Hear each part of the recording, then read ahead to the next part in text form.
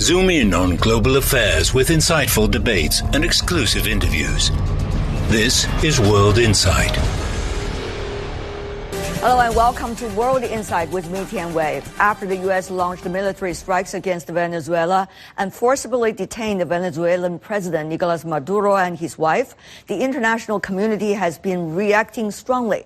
But it also finds itself in a perilous crossroads, with Washington now declaring its intent to so-called run Venezuela and take advantage of its rich oil reserves.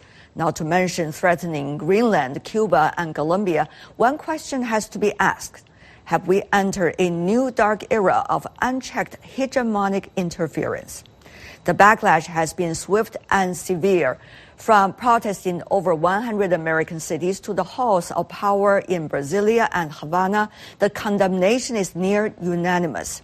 The governments of Spain, Brazil, Chile, Colombia, Mexico, and Uruguay, for example, expressed the deep concern and rejection of the military actions carried out unilaterally on Venezuelan territory, as these actions, according to it, constitute an extremely dangerous precedent for peace and regional security and endanger the civilian population.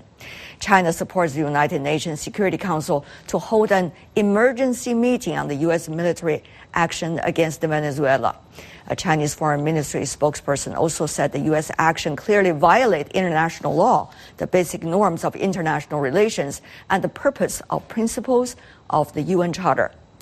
On that and more, I had a series of interviews. First, a brief conversation with a Chinese legal expert, then my in-depth interview with Jeffrey Sachs, professor of Columbia University.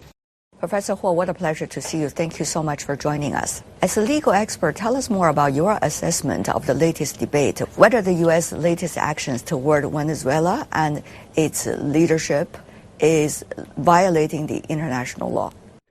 First of all, we find that the Department of Justice of the United States has alleged that Maduro has some kind of criminal offenses. But all these accusations so far, we do not find any evidence. But secondly, and more importantly, even if Maduro is involved some of criminal allegations, these will not give the United States, a foreign country, the right to invade another sovereign country, let alone to capture the president of that foreign country and bring him back to the United States. UN charters said very clear that the prohibition of use of force is a recognized principle of international law. Every country is equal before international law. So international law, UN Charter in particular, prohibits a country from attacking another country, let alone to capturing the president of another country by its troops. This is I think it's unbelievable action in the 21st century. Professor Sachs, thank you so much for joining us. It's my pleasure. Thank you. So what do you make of the latest development? This is another very dire violation of international law. It's more U.S.-led violence. The United States is a war machine. It is at war with Israel against the Palestinian people. It has been at war in Syria. It is at war in Yemen. The United States bombed Nigeria. The United States threatened that it will soon attack Iran. And now it has attacked Venezuela. So this is part of a U.S. Military regime that we have been living in for a long time. The overthrow of the president of Venezuela, the kidnapping of the president, is a long-standing initiative of the United States. This goes back more than 20 years because the United States tried to take out the predecessor of Maduro, Hugo Chavez, in a attempted coup in 2002. That coup failed, but the United States was deeply complicit in that. Since that time, the United States has been trying to overthrow the government of Maduro. Well, it hasn't till this day overthrown the government, but it has kidnapped the president in a stark violation of international law. According to the press conference given by the administration in the the U.S. is to, according to it, assemble a team to govern Venezuela, that the U.S. would have the U.S. oil companies going in to make profits. It's hard to assess because the United States does not have control over Venezuela. One thing that we can say from the historical record is that in the many dozens, perhaps 100 or so regime change operations by the United States government, the vast majority of them fail. Since World War II? They fail even to achieve the U.S. objective, much less to achieve something desirable. So what we have seen in Venezuela is part of the modus operandi of the U.S. military state, which is the state that we live in. It is not a constitutional order. It is a sometimes called a deep state, but it is a state that operates on its own prerogatives. There is no democratic oversight, or I should say constitutional oversight whatsoever. But the Venezuelan overthrow is clearly motivated by oil. First and foremost, probably totally, the claim that the U.S. is going to run Venezuela is probably delusional because, as I was saying, in the nearly 100 or several dozen regime change operations, rarely does the U.S. control anything after it has instigated violence. Usually there is conflict, assassinations, civil war, unrest. But right now, President Trump's claims are completely unproven, let us say, undemonstrated, and they seem to be directly contrary to the facts on the ground in Venezuela, which is that the United States is running nothing right now. We don't know for sure, but that would be my assessment. Donald Trump, of course, is a kind of figurehead of the CIA and the American deep state. He unleashes the worst of the American military-industrial system, but he's not a very smart man. He's almost unintelligible in his particular statements. So when Trump speaks as an individual, we don't really learn very much that's coherent, I have to say. But also, having said that, it's important to understand Trump is a figurehead to an important extent. He is not the great leader. He is someone who unleashes the force, the illegality of the CIA and the U.S. deep state.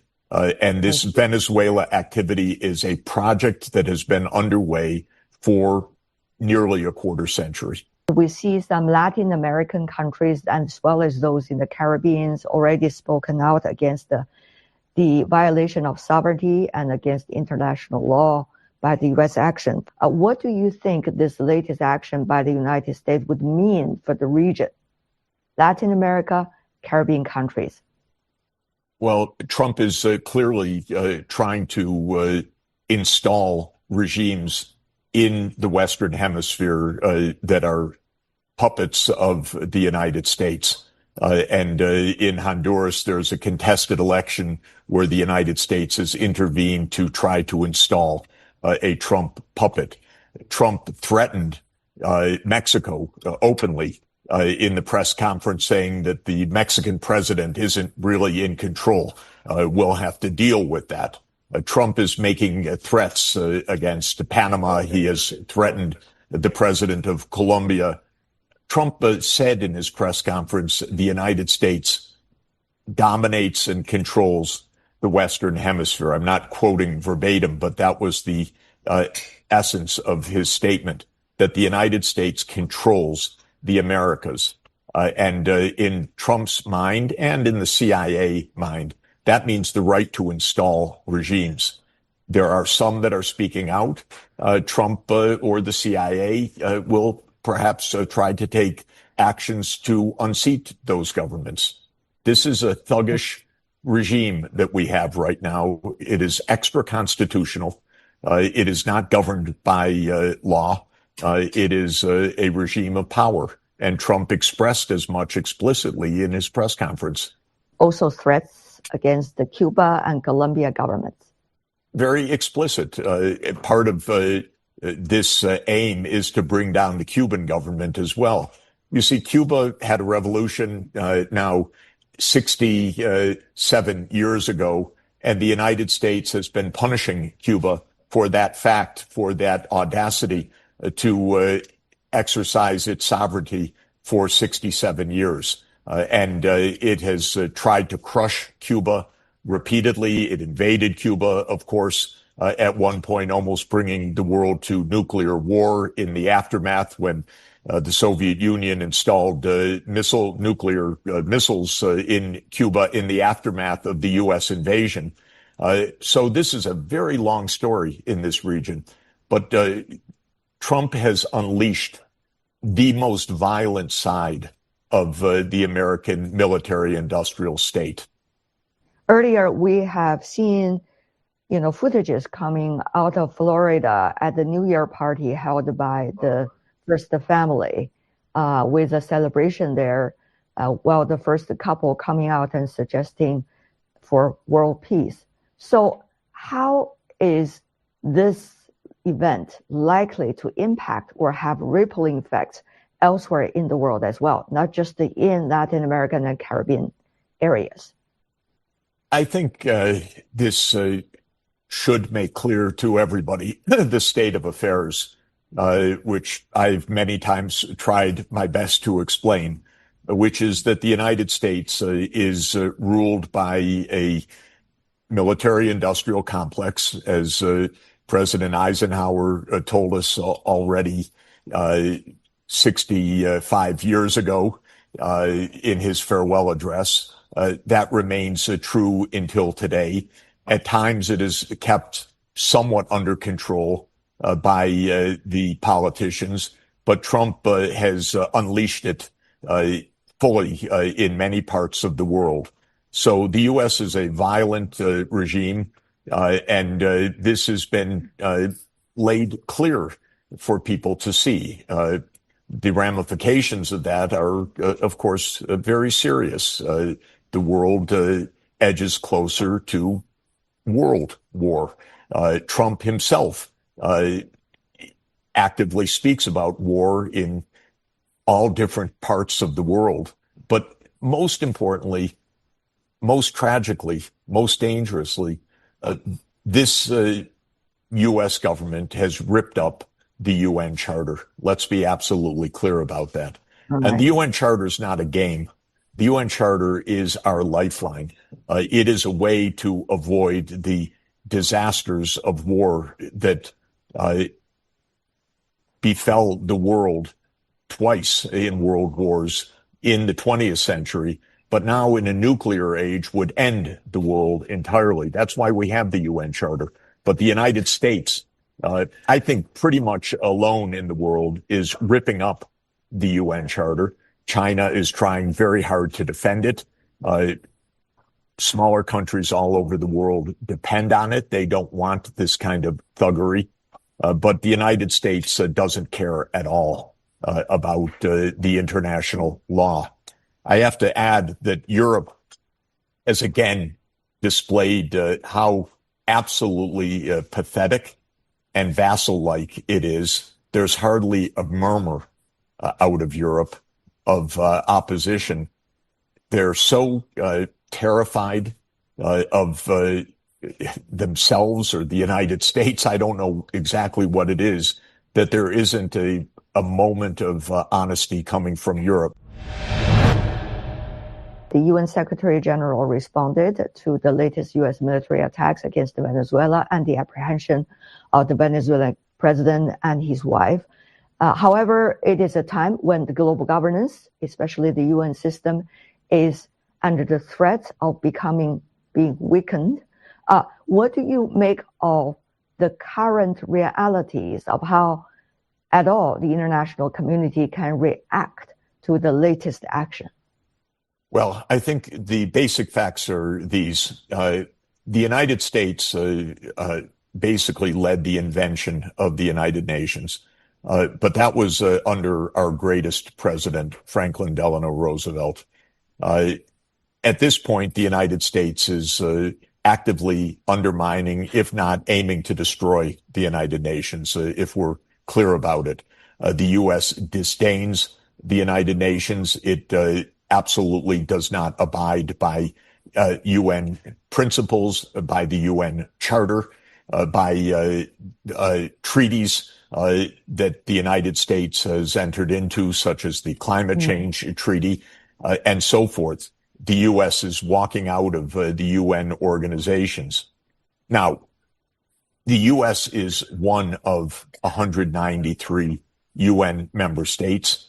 I would say that the vast majority of them, I would say almost all of them, want the UN to function, to succeed, and want international law to prevail. I can think of a couple that don't want that, but the vast majority, definitely in the 180s, do. The inconvenient fact is that the United States is the host institution physically of the UN. If that were not the fact, we would have one rogue, maybe 2 or 3 rogue nations, but the rest of the world would be operating. I'm in favor of having large UN campuses in many places in the world. I've been advocating that China should host a large UN campus, especially on the issues of sustainable development. I believe India should host a large UN campus. This is not the ownership of the United States, and especially the United States should not be permitted to kill, to destroy, to undermine, to make useless the organization on which we depend for our survival. And most of the world is absolutely in favor of an effective and functioning United Nations. Ever wondered what's actually going on in Africa through the perspective of an African?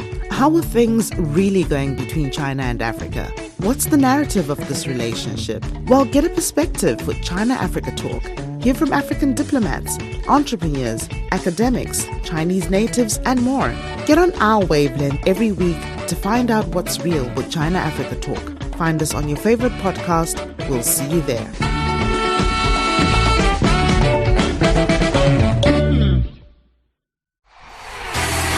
Sideline Story brings you all things sports related. The hottest topics, latest events, juiciest stories, all with a very personal take.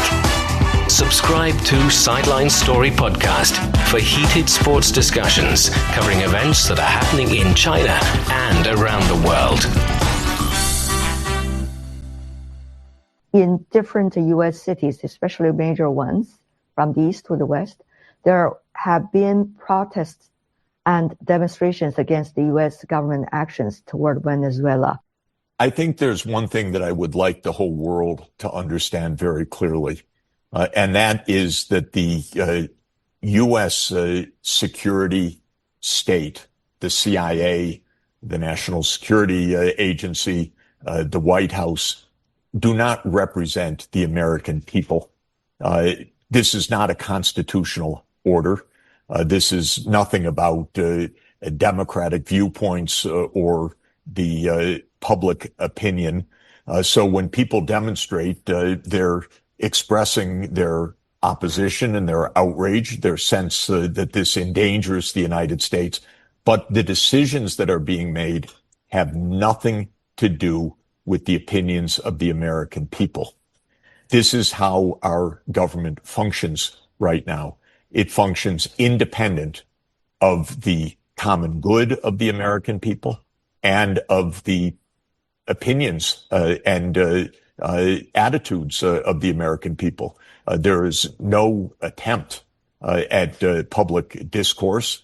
There was, of course, no congressional scrutiny. Our Congress is nearly a moribund institution. It barely functions, because almost everything that is done is being done by so-called executive order. So the fact that people are demonstrating is another sign of the fact that we have a rogue state, not only rogue in the international law sense, but rogue in the constitutional order of the United States, which is that Congress and Congress alone has the power to declare war. But Congress is nowhere to be seen in this decision. And if Congress had been actively involved, that would have at least forced public opinion to be informed and to weigh in some way. But that did not happen at all.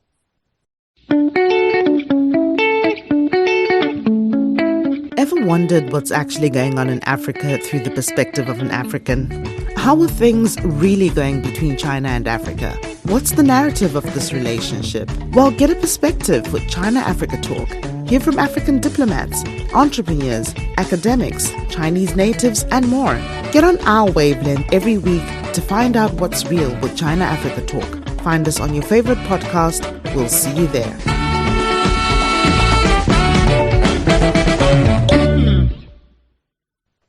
Of course, this is the very big event at the very beginning of 2026, and everybody understands it is a year of midterm election. Meanwhile, 2025, the world was marked by the scars of a tariff war started by the United States, even though at the end of the year, inflation seems to be a big problem in the U.S. So how do you see this action toward a foreign country, a foreign leader, in fact, related to the domestic agenda, both politically and economically?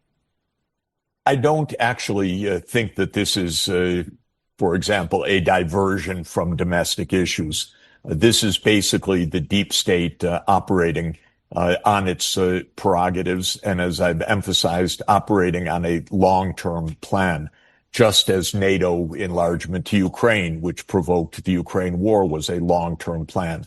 Just as the wars in the Middle East, including the overthrow of Bashar al-Assad last year, was a long-term plan. So one should understand that these actions, while they have some short-term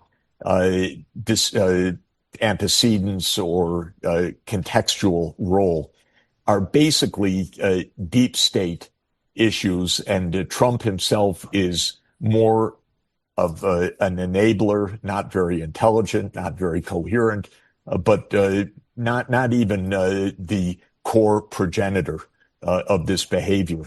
I believe we will see more unrest and spreading conflict. Unfortunately, this is my biggest worry, of course.